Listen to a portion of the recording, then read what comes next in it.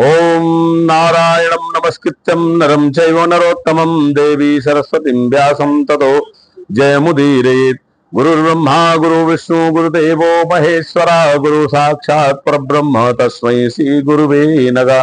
अखंडमंडलाकारं व्याप्तं येन चराचरं तत्पदं दर्शितं येन तस्मै श्री गुरुवे नमः।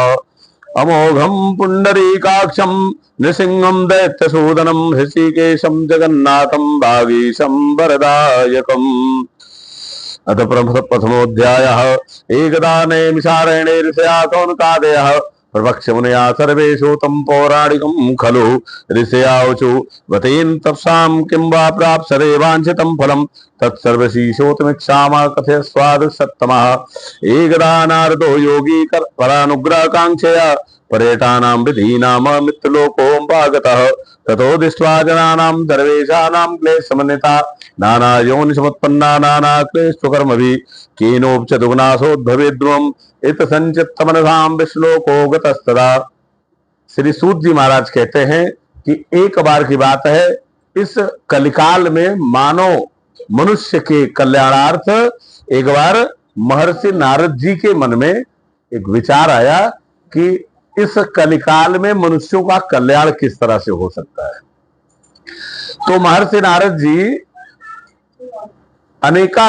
अनेकानेक लोकों में भ्रमण करते हुए इस मृत्यु लोक में आए और यहाँ के प्राणियों की व्यथा को देख करके, कष्ट को देख करके उनके मन में विचार आया कि इनके कल्याणार्थ कुछ उपाय किया जाए।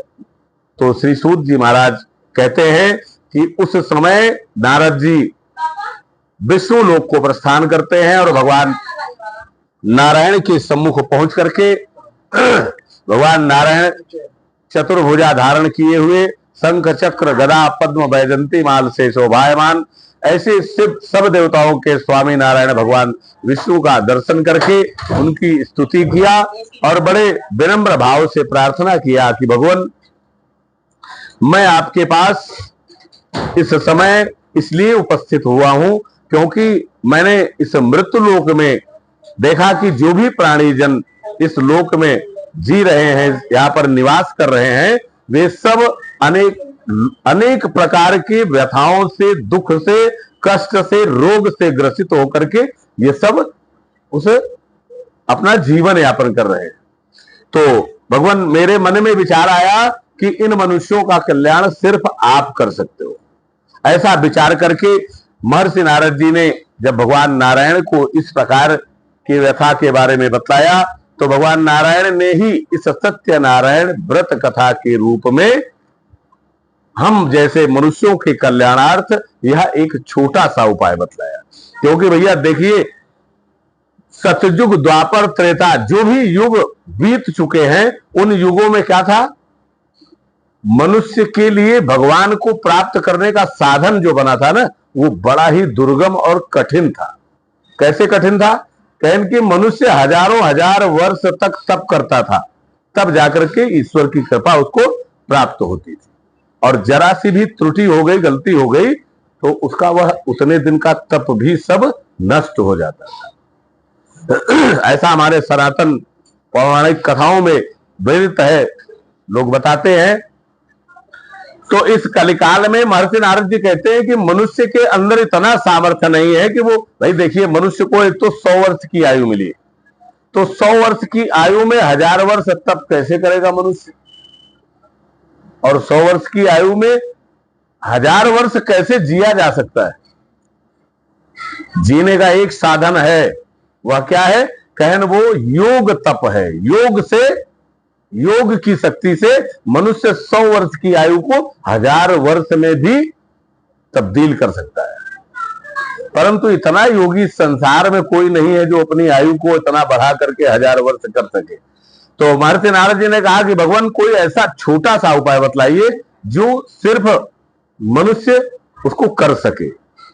भगवान नारायण ने इस कलिकाल के लिए हम मनुष्यों के कल्याणार्थ कहा कि देखो, यहां तुलसीदास बाबा लिखते हैं कि प्रथम तो बड़े भाग्य मानुष तन पावा, सुर दुर्लभ सब ग्रंथन गावा।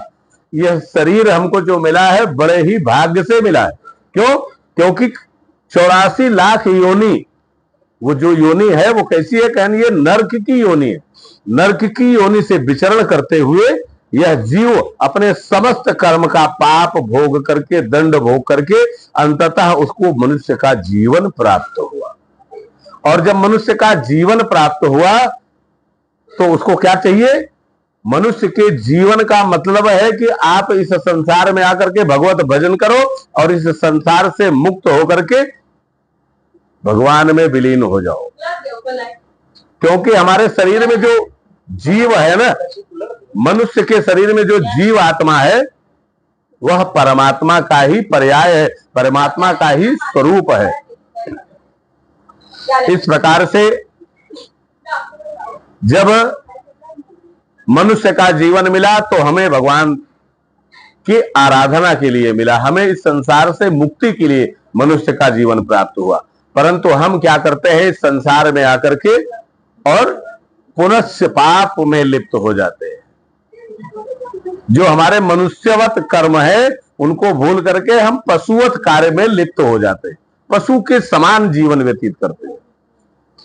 जो हमारे लिए कर्म विहित नहीं है उन कर्मों को करके हम पशु के समान जीवन व्यतीत करते हैं।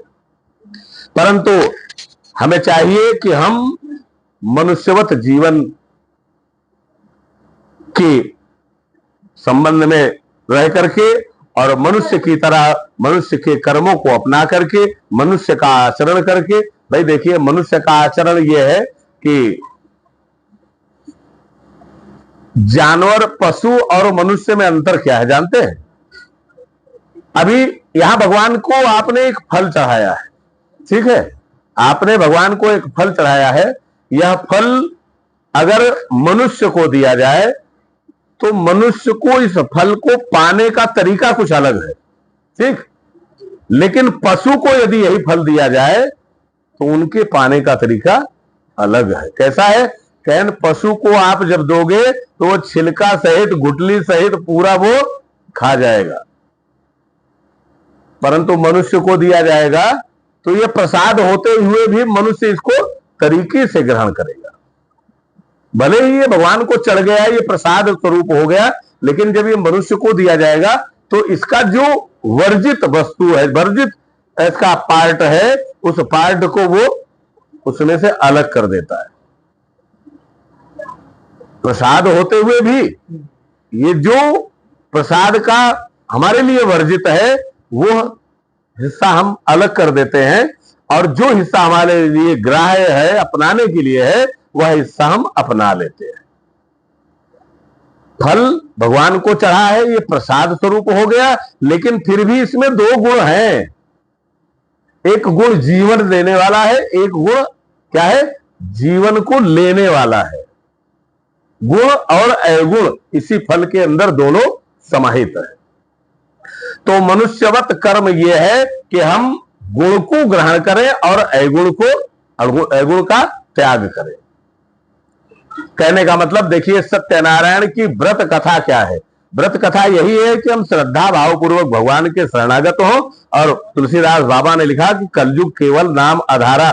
हम सिर्फ मिनट, आधा मिनट, 2 मिनट, 5 मिनट, जितना भी समय हमारे जीवन में हमको मिले, उस समय में हम भगवान का भजन करें और उतने समय में सिर्फ भगवान ही हमारे विचारों में हो, हमारे हृदय में हो, हमारे मन में हो। उस समय कोई दूसरा विचार हमारे मन में, हमारे हृदय में, हमारे मस्तिष्क में नहीं होना चाहिए। भाई 24 घंटे तो हम सांसारिक कार्यों में व्यस्त रहते हैं। 1 मिनट, 2 मिनट, 5 मिनट जो भी भगवान के सम्मुख बैठे, उस परमपिता परमात्मा के शरण में बैठे, जिसने हमें यह अमूल्य जीवन, मनुष्य का जीवन दिया है, उस परमात्मा का धन्यवाद करने के लिए हमारे जीवन में मिनट, 2 मिनट तो होना ही चाहिए। परंतु हम मिनट, 2 मिनट भी भगवान को, परमात्मा को नहीं देते हैं। 2 मिनट के लिए भी भगवान के सम्मुख बैठे तो भी हमारे मस्तिष्क में दुनिया भर की बातें चलती रहती हैं। जबकि उस 2 मिनट में अगर हम भगवान का नाम का संकीर्तन कर ले तो हमारे समस्त पापों का विनाश, नाश हो जाएगा और हम अपने समस्त मनवांछित फल को प्राप्त करके इस लोक से सुख भोग करके परलोक में मोक्ष को प्राप्त करेंगे। इस प्रकार से श्री सत्यनारायण व्रत कथा का यह तात्पर्य नारद जी के द्वारा हम मनुष्यों को बतलाया गया। और श्री सूत जी महाराज ने इस पूरे संसार में इस सत्यनारायण रूपी छोटे से व्रत कथा का संचार किया, सभी मनुष्यों को बतलाया। मनुष्यों ने इस व्रत कथा को करते हुए इस लोक से सुख भोग करके अपने समस्त मन वांछित फल को प्राप्त करते हुए अंत काल में वह समस्त दुखों से मुक्त होकर के परलोक में श्री वैकुंठ लोक को धाम को प्राप्त करते हैं। इति श्री स्कंद पुराणे रेवा खंडे श्री सत्यनारायण व्रत कथायाम प्रथमोध्याय। बोलो वृंदावन बिहारी लाल की जय।